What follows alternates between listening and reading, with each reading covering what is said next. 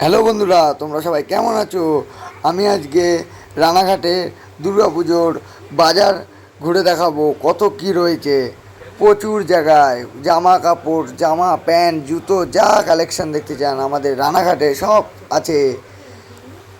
রানাঘাটে হচ্ছে দুর্গাপুজোর প্যান্ডেলের প্রস্তুতি শুরু হয়ে গেছে।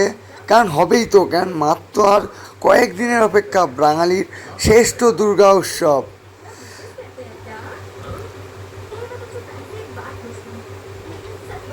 এখন আমরা লাভেলা মোড় দিয়ে যাচ্ছি, বাজারের দিকে ঢুকছি। এই যে লাভেলা মোড়ে আছি।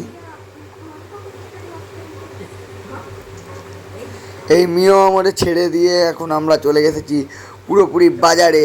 গৃহসাথী, তারপরে আরও অনেক কিছু আছে, আমি বলে বোঝাতে পারবো না।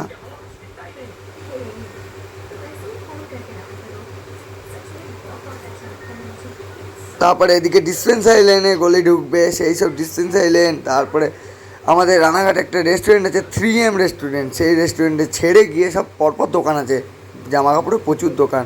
রানাঘাটে বলার মতো নয়, কোনটা ছেড়ে কোনটা কিনবেন। শপিংয়ের একটাই নাম, রানাঘাট শহর।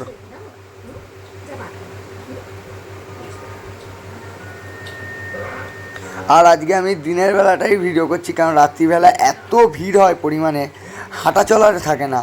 এখানে আজকে দিনের বেলাটাই আমি ভিডিও করছি।